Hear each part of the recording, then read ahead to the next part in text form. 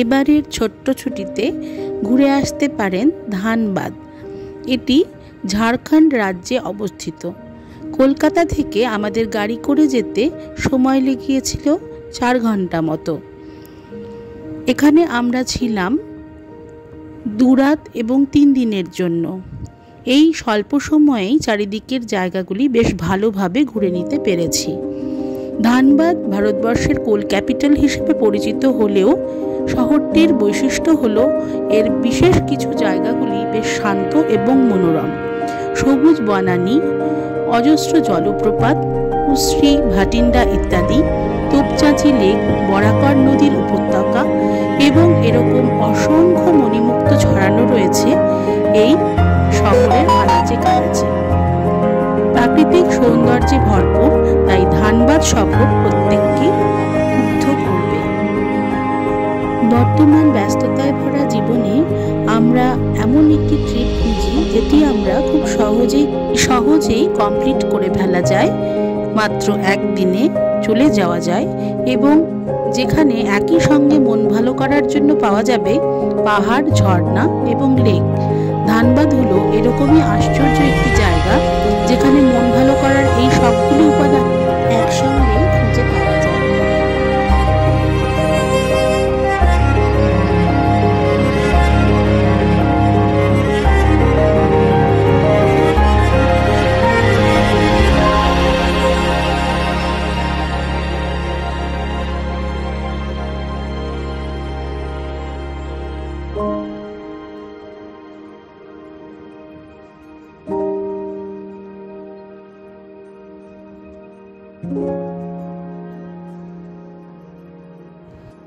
দেখতে দেখতে আমরা পৌঁছে গিয়েছি ধানবাদ। এবার আমাদের গাড়ি সোজা ছুটে চলেছে আমাদের হোটেলের উদ্দেশ্যে। আমরা যে হোটেলটি বুক করেছি তার নাম ভিভানা দ্য বিজনেস হোটেল।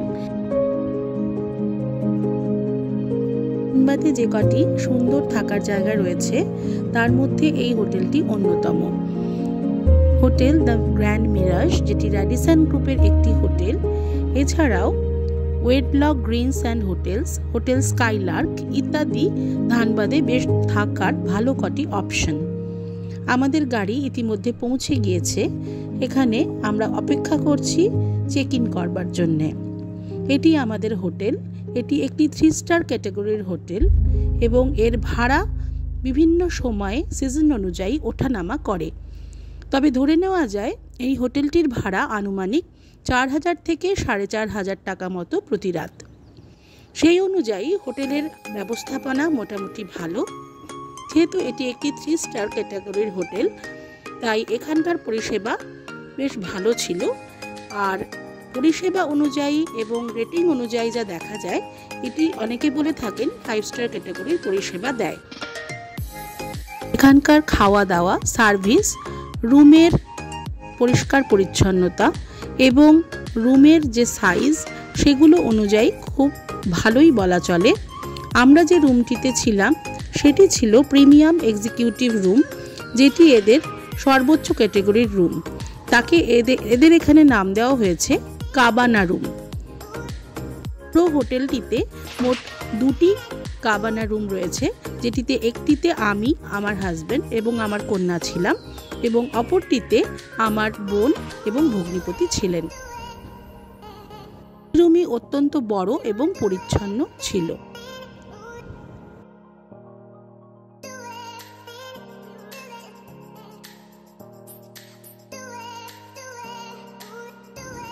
চলে এসেছি আমাদের রুমে। এই রুমটিতে আমরা ছিলাম, মানে আমি, আমার হাজব্যান্ড এবং আমার মেয়ে। এই যে এসেই তার খেলাধুলা, নাচ ইত্যাদি শুরু হয়ে গেছে। রুমটি প্রকাণ্ড একটি রুম। একটা ছোট্ট প্যাসেজ দিয়ে ঢুকে এত বড় পরিসরের একটি রুম পেয়ে আমরা তো খুব খুশি হয়েছিলাম। এবং শুধু তাই নয়, তার সঙ্গে যে অ্যাডজেসেন্ট টয়লেটটি ছিল সেটিও অত্যন্ত পরিচ্ছন্ন তো বটেই এবং প্রকাণ্ড সাইজের দিক থেকে বিচার করলে এত বড় রুম এবং টয়লেট এই ভাড়ার সঙ্গে যথেষ্ট সাযুজ্যপূর্ণ। বাইরে দিয়ে অদ্ভুত সুন্দর রোদ আসছিল এবং বাইরেটা দেখাও যাচ্ছিল।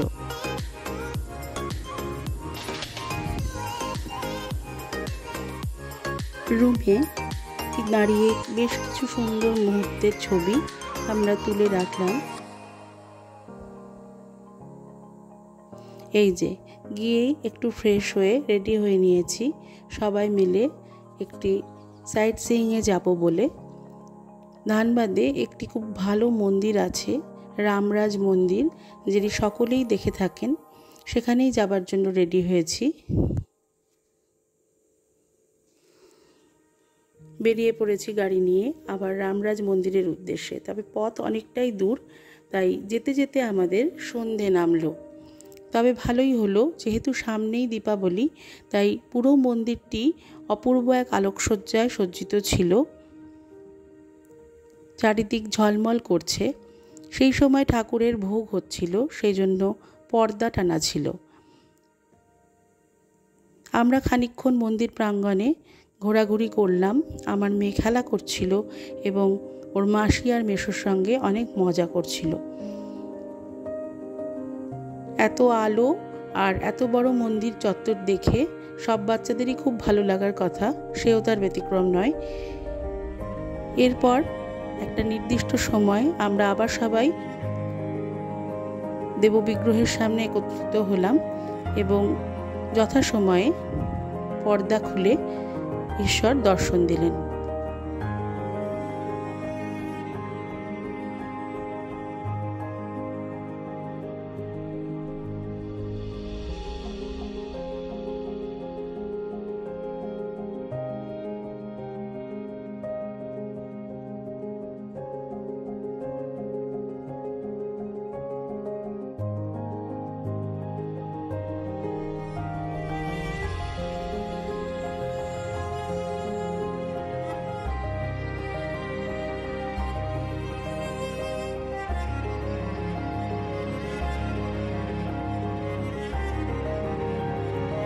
আরতির সময়টি খুবই মনোমুগ্ধকর ছিল।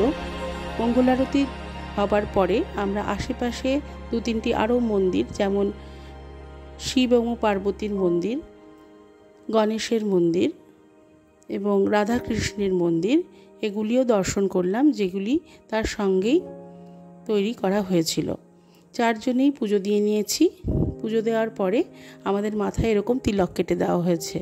চারিদিক ঝলমল করছে আলোতে, সামনেই আসন্ন দীপাবলি তা স্পষ্ট বোঝা যাচ্ছে। রাত্রি হয়ে গিয়েছে বলে আমরা বেশ ভয় পাচ্ছিলাম যে হয়তো দেখতে পাবো না, কিন্তু গিয়ে আমাদের সে দুঃখ দূর হয়ে গেল। মন্দিরের আলোকসজ্জা, চারিদিকে প্রচুর লোকজন, হইচই, সব দেখে মন ভরে গেল। এখানে প্রসাদ বিতরণ হচ্ছিল, এখানে আমরা প্রসাদও গ্রহণ করেছিলাম। আরতি দেখা, প্রসাদ গ্রহণ করা এবং এই পরিবেশে অনেকক্ষণ কাটানোর পরে আমাদের সারাদিনের যে ক্লান্তি এবং অবসাদ তা দূরীভূত হয়েছিল।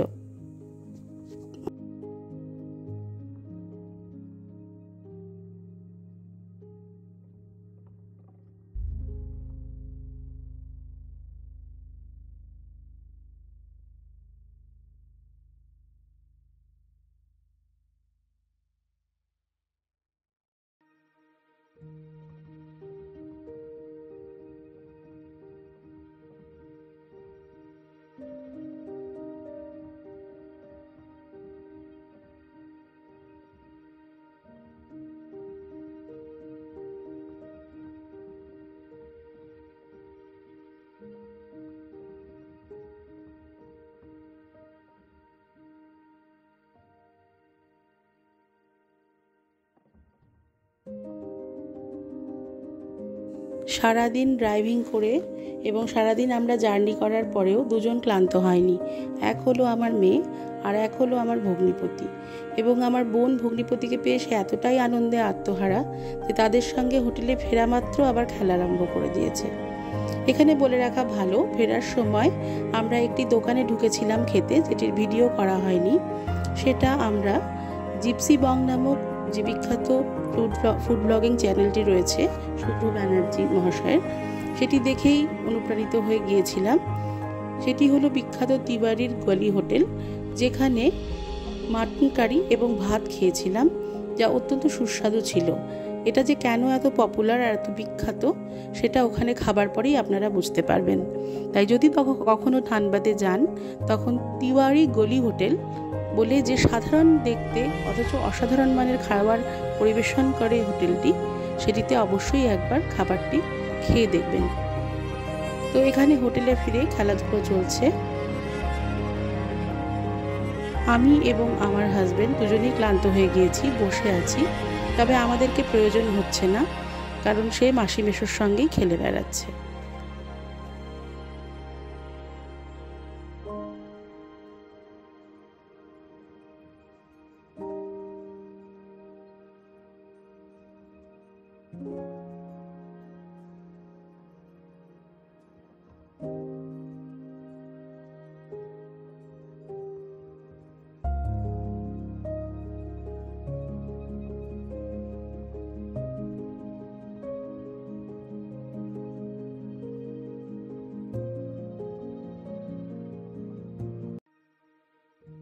ধানবাদে দ্বিতীয় দিনের সকাল, রোদ ঝলমলে একটি সকাল, যা জানলা থেকে হোটেলের ঘর দিয়ে দেখা যাচ্ছে। বিশাল বড় একটি কাঁচের জানালা করা রয়েছে, যেখান থেকে এই রকম একটি ভিউ দেখা যাচ্ছে, সুইমিং পুল এবং দূরে হাইওয়ে, যাতে ব্যস্ততম রাস্তায় বড় বড় গাড়ি যাতায়াত করছে। এবার আমরা রেডি হয়ে নেব, কারণ আমাদের একটু পরে নিচে যেতে হবে, ব্রেকফাস্ট করতে হবে। এই ব্রেকফাস্টটি আমাদের হোটেল ট্যারিফের সঙ্গে ইনক্লুডেড। এই যে গ্লাস ক্যাপসুলে করে আমার মেয়ে নিচে নামছে, ব্রেকফাস্ট করতে যাচ্ছে। কিছু তো খেতে চায় না, ব্রেকফাস্ট কি করবে ওই জানে।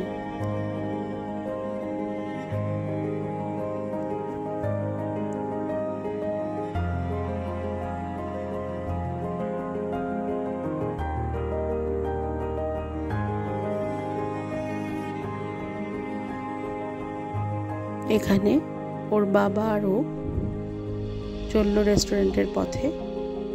এই যে এটা আমার বোন আর বোনের বর, আমরা সবাই মিলে যাচ্ছি এখন রেস্টুরেন্টের দিকে। এই হোটেলটিতে রেস্টুরেন্টটাও বেশ বড় সড়ো, আর খাবার যে ফুড ট্রেল সেটিও অনেকটা লম্বা ছিল। ব্রেকফাস্ট মেনুতে অনেক কিছু থাকায় সুবিধে হয়েছিল, কারণ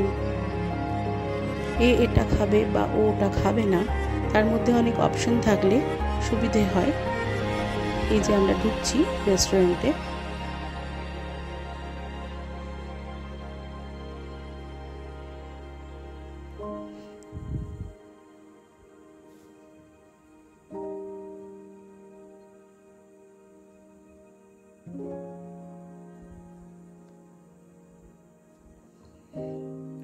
রেস্টুরেন্টেও বড় বড় জানালা করা রয়েছে, তবে অবশ্যই এটি শীততাপ নিয়ন্ত্রিত, তাই জানালাগুলি পার্মানেন্টলি ব্লকড কাঁচ দিয়ে। তবে সেখান থেকে যথেষ্ট রোদ এবং আলো আসছে, পাশে সবুজ ঘাসের লন এবং সুইমিং পুলের দৃশ্যটি ভারী মনোরম। তাই আমরা ঠিক করলাম এই রকম কাঁচের জানালার একটি পাশেই আমরা বসবো, কারণ এই পরিবেশে খেতে ভালো লাগবে। একটা সুন্দর ঝলমলে সকালে ব্রেকফাস্ট করার মজাই আলাদা।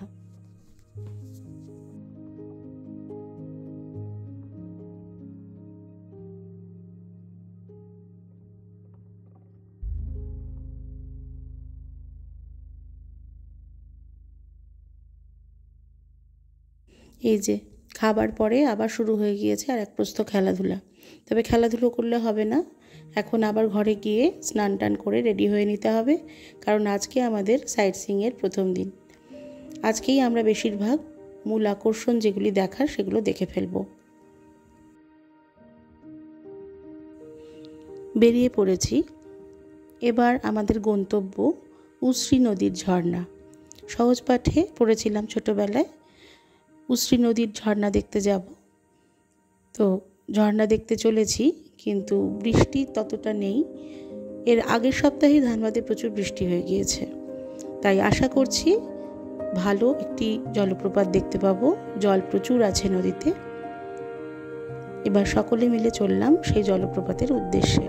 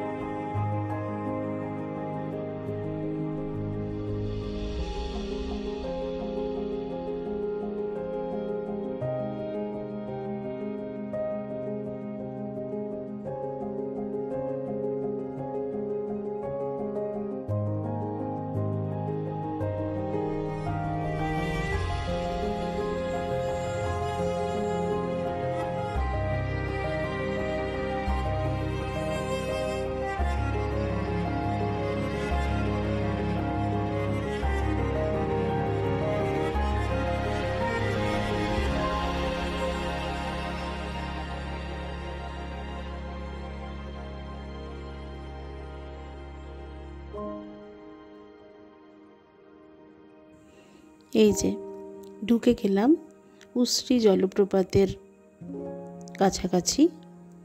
এখানে গাড়িটা পার্ক করে এই যে জলপ্রপাতটি গাড়ি পার্কিংয়ের ঠিক পাশেই লাগোয়া অংশ থেকেই দেখা যাচ্ছে। ভিউ পয়েন্ট আলাদা জায়গায় এবং ঝর্ণাটির একেবারে কাছাকাছি নেমে নিচে দাঁড়িয়েও ঝর্ণাটি উপভোগ করা যায়।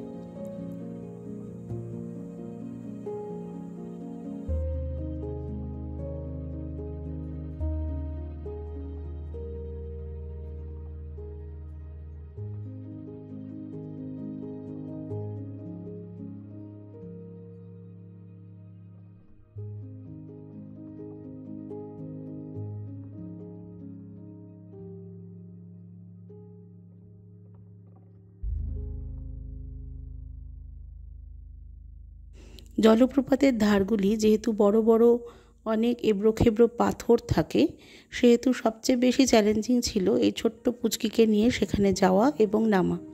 এই যে গিয়েই বাবার কোলে উঠে গেছে।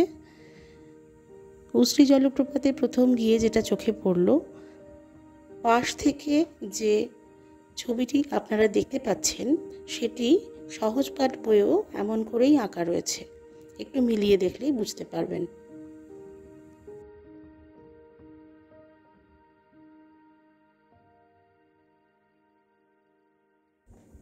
এই যে এখানে রইল আমাদের উশ্রী নদীর তীরে কাটানো কিছু মুহূর্ত এবং ফান অ্যাক্টিভিটি, যেগুলো আমরা ওখানে গিয়ে করেছিলাম। তার সঙ্গে রইল টুইটির খেলাধুলো আর উশ্রী ঝর্ণার অপূর্ব সৌন্দর্য।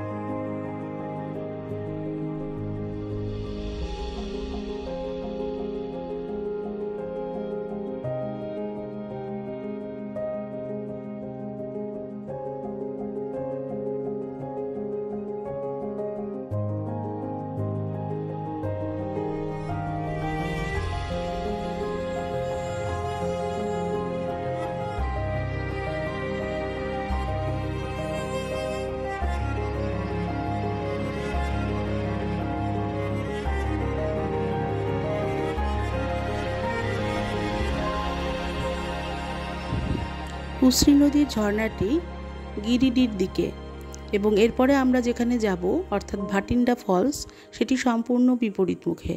তাই উশ্রী নদী থেকে বিদায় নিয়ে এবার আমরা চললাম ভাটিন্ডা ফলসের দিকে, যা অত্যন্ত সুন্দর একটি জলপ্রপাত এবং ধানবাদের অত্যন্ত বিখ্যাত একটি পিকনিক স্পট। তবে শীতকাল না হওয়ায় এখানে জলের যেমন প্রাচুর্য রয়েছে, তেমনি পিকনিকের সময়ও এটা নয়। পৌঁছতে পৌঁছতে আমাদের একটু সন্ধেই লেগে গেল, কারণ অনেকটি দূরত্ব অতিক্রম করে আসতে হয়েছে। এসে আমাদেরকে তাড়াতাড়ি ভাটিন্ডা ফলসে যেতে হবে, কারণ এটি সন্ধে 6টা নাগাদ বন্ধ হয়ে যায়।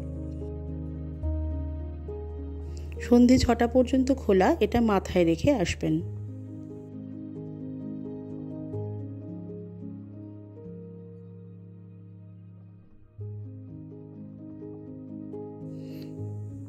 পৌঁছালাম ভাটিন্ডা ফলস। অনবদ্য সুন্দর একটি পরিবেশে পাথরের চাতালের ওপরে 3টি ধাপে দামোদর নদ ঝাঁপিয়ে পড়ছে, আর তার ফলে এই জলপ্রপাতের সৃষ্টি হয়েছে। এই যে আমার পুচকে খুদে দাঁড়িয়ে পোজ দিচ্ছে, এটা ফলসের সামনে। এখানে জল প্রচুর থাকায় কাছাকাছি না যাওয়াই ভালো, কারণ অত্যন্ত স্লিপারি। অনবদ্য সুন্দর দেখতে এই জলপ্রপাতের সামনে। সেদিন বিকেলটা খুব সুন্দর কেটেছিল। আমরা সবাই মিলে প্রচুর আনন্দ করলাম, অনেকক্ষণ সময় কাটালাম এবং সেই মুহূর্তগুলি আপনাদের সামনে তুলে ধরছি।